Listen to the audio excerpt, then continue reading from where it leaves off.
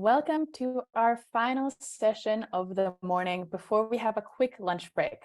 I hope you have enjoyed our previous sessions as much as I have and are ready for another exciting topic on empowering leaders, charting a course to mental health ownership and sustainable cultures. Employee engagement and company culture can be a challenge for many workforces today, and we'll be tackling this topic with our speaker, Shweta, who is a leader with an extensive track record.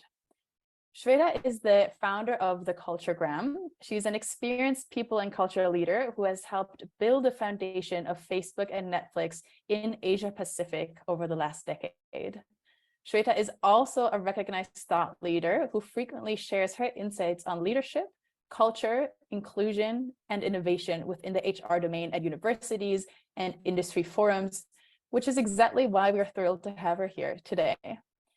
As we go through this presentation, feel free to jot down your questions in the Zoom Q&A section, and we'll pick them up to answer them at the end of our session.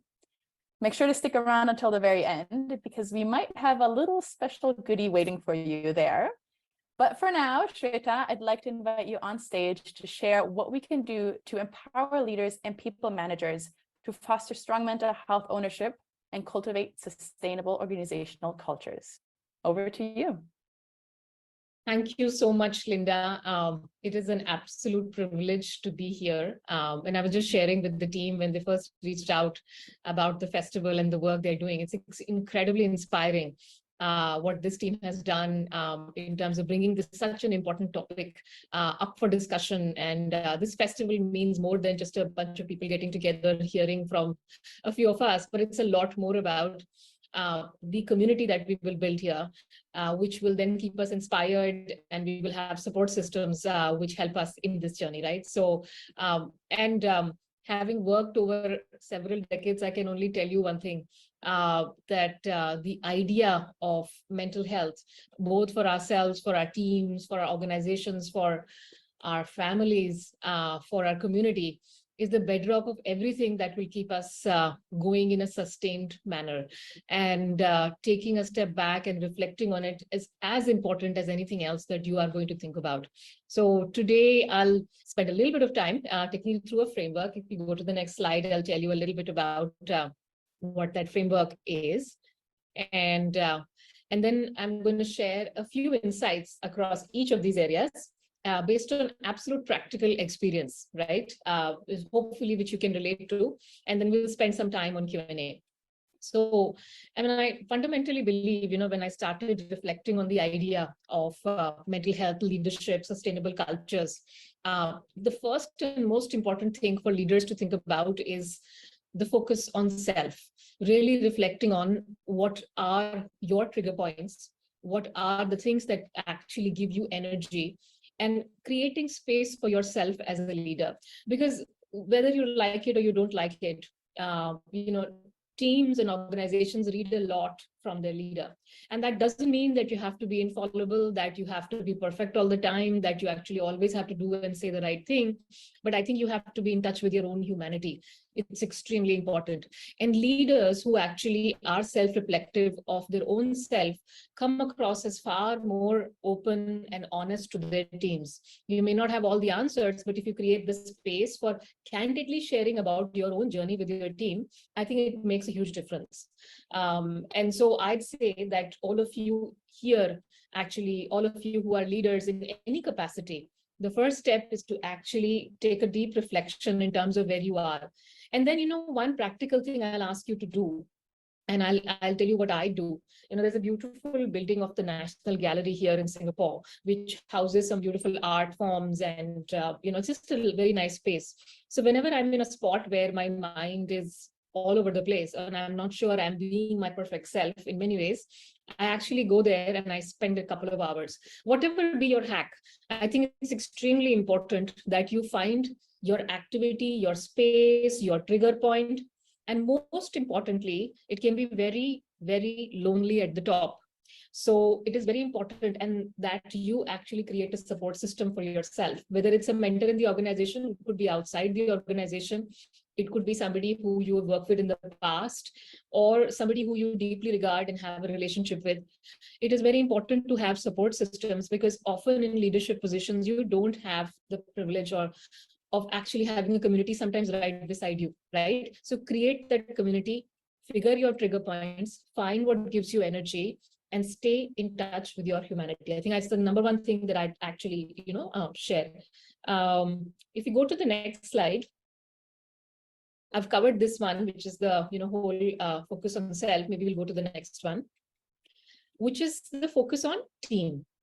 So, and I, when we were actually debating what topic to actually put here, I think about this extremely passionately, because many organizations out there, they have started to talk about mental health, which is a very big positive. But I think a lot of the onus of mental health is sometimes put on the employee directly. And definitely, we all own our own space, our own mental health. But I think there is a role that organizations play, which is beyond just actually talking about mental health, but really thinking that, on an average, employees are spending anywhere between 7 to 10 hours at the workplace, if not more, sometimes in, fast growth environments. The environment that we actually build has a huge impact on their mental health. And few things which are very crucial. And this is where leaders and organizations need to take ownership. You can't just actually think about it from one angle, that we're going to give you the tools, we'll send you to a seminar like this, or we'll ask you to focus and take a day off. I mean, all of those things are great, but I think fundamentally leaders need to sit down and think about what is their role to play in this. And there are a few things that I learned as a leader, and I'll share with you, and what I saw happen from, good leaders around me. So one fundamental thing that I did was create clarity about where we are headed as a team. Especially in times of uncertainty, change, evolution, it is extremely important that you continue to communicate with your team about where we are headed, what our priorities are, where we are winning, where we are losing. It's very important. So if any of you don't have a communication rhythm, build it. Communication is the bedrock of creating transparency and support mechanisms. When for any reason communication stops in your organization, stress starts getting created. So it's very important that you actually do that. Second thing, your key role, and this is how I learned a lot during the pandemic. I asked somebody, like, how can I support my team beyond a point I'm feeling a little bit helpless? What they said was, prioritize. Prioritize effectively for your team, what they should focus on, what are non-goals. In fact, you do an exercise of non-goals, and make sure that the workload that we have for our team is sustainable. And it largely comes from solid prioritization. Third thing, fix things, fix dysfunctions. Teams where leaders are not fixing dysfunctions. For example, there's an interpersonal conflict that's taking place, which is causing a lot of and everybody knows about it. You also know about it, but you do nothing about it.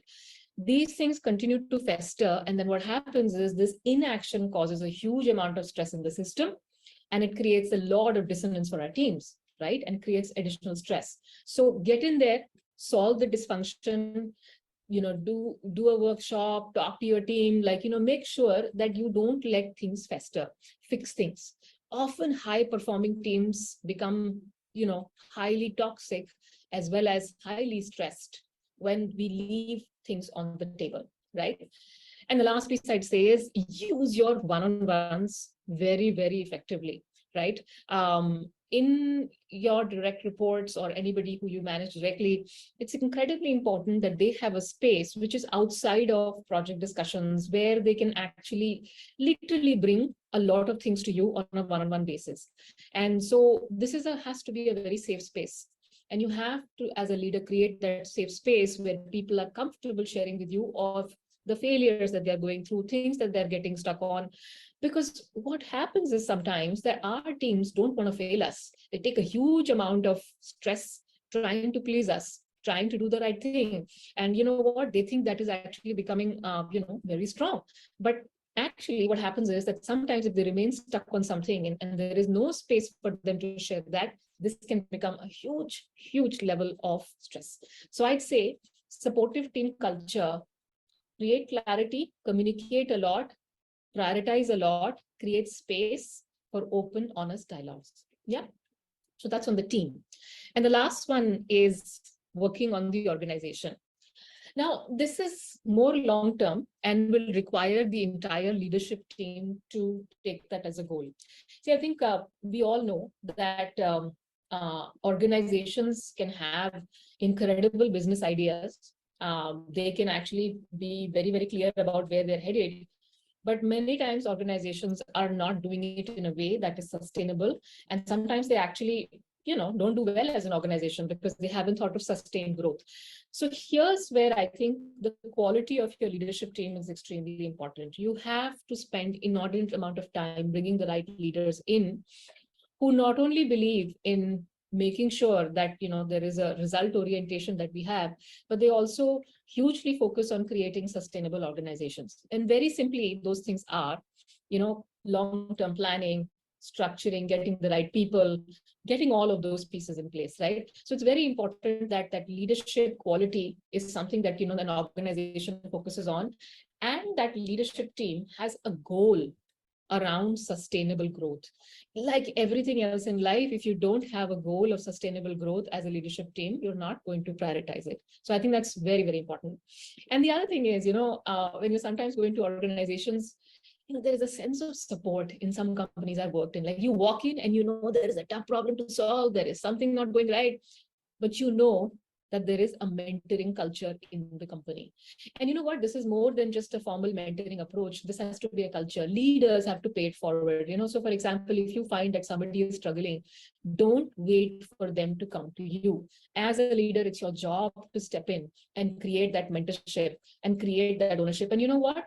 If you create this kind of a culture, it multiplies. Because what happens is the people who are at the mid-level and the junior level start seeing how the leaders are operating, and they start operating the same way. This is a very high quality sustaining culture, and it is a very high performing culture too, right? And but I think what happens is it when you're in a company like that, right?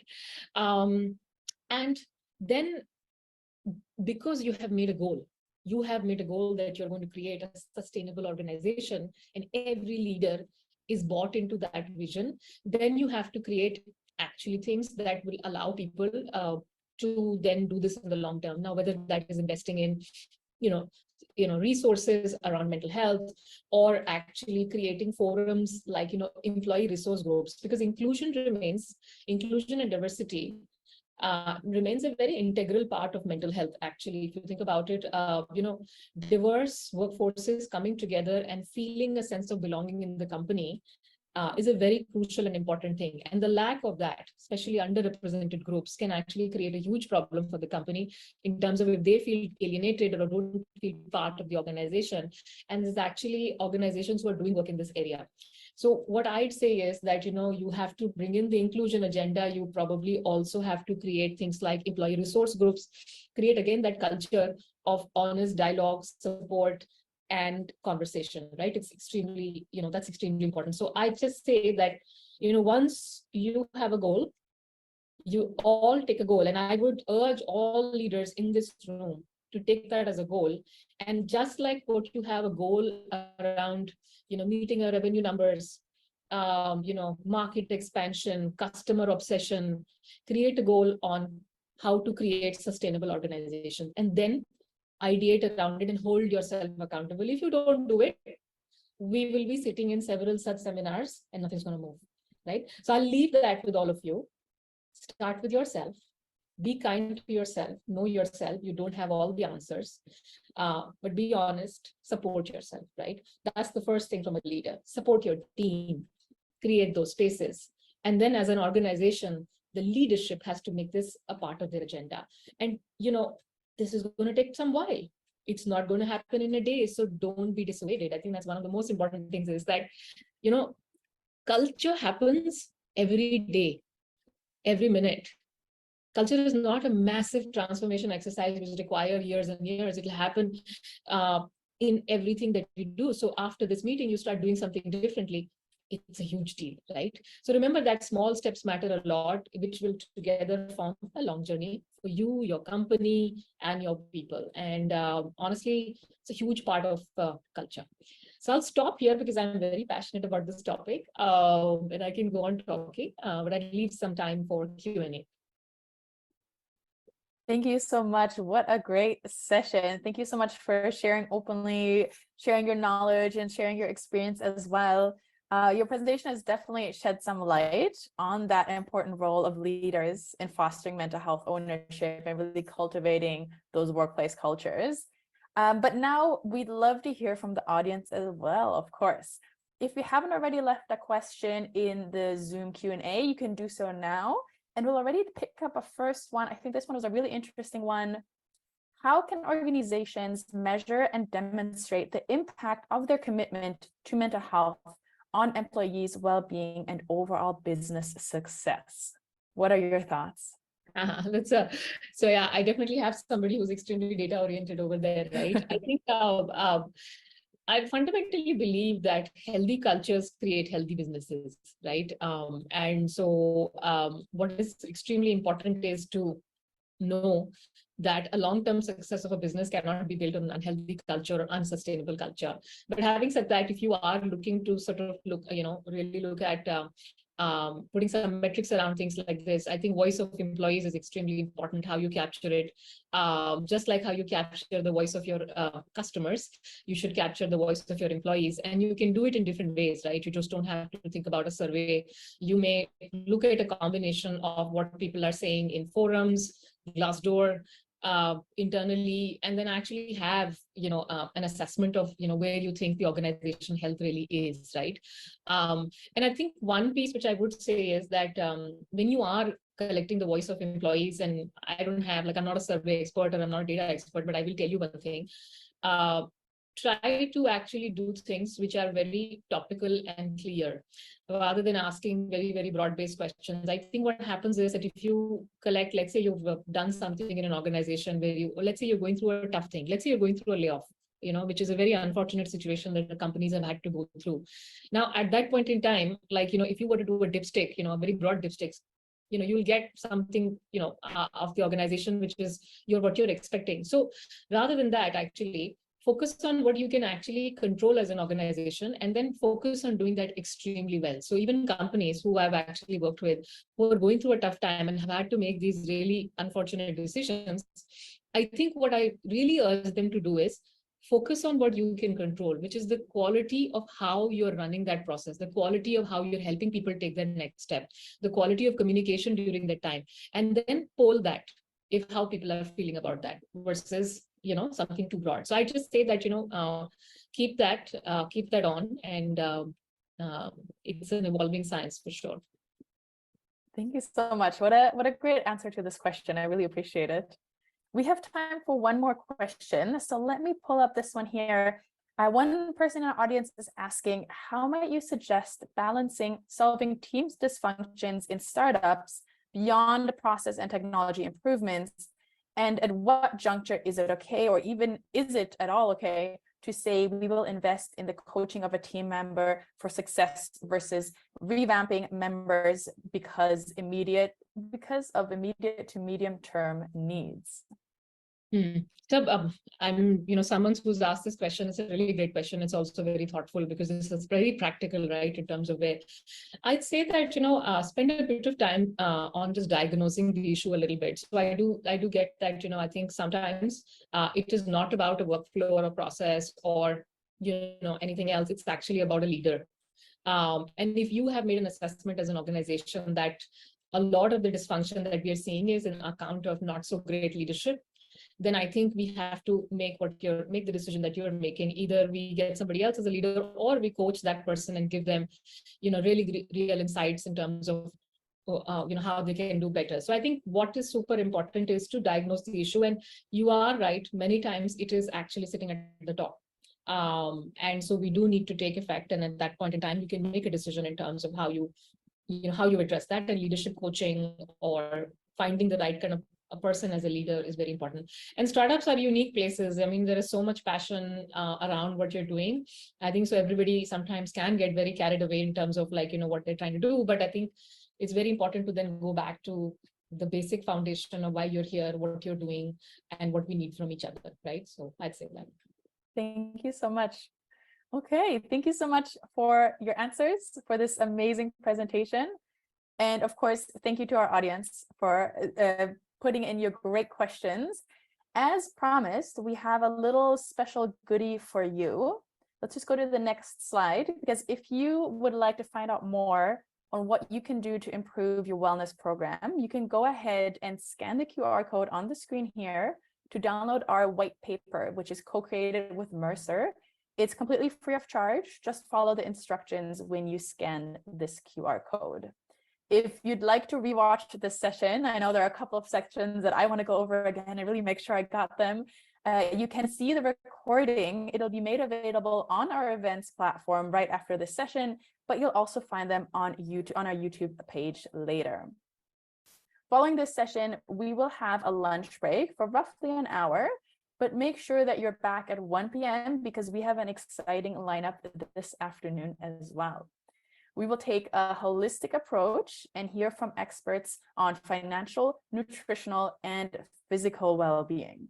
So to join us again, head on over to the lobby or the sessions tab and join the 1 p.m. meeting titled Tackling the Trifecta, Achieving Holistic Health Through Financial, Nutritional, and Physical Well-being. We'll discuss how we spend, how we eat, how we move in our busy lives, and how that is directly linked to how we feel. Experts from these different areas of well-being will give us a crash course on optimizing all three. I'd like to ask you all to complete our short survey. It's going to pop up just 5 questions when this session ends, because we would love to keep your feedback into account for our future events. So stay tuned, stay with us. We'll see you after the lunch break. Thank you again one more time, Shweta. And thank you all for being part of the Mental Health Festival 2023. I'll see you at 1 p.m. Thank you so much, Linda, and to your journey towards sustained and healthy cultures. And I'm around. You can hit me up if you have more questions. So thanks so much.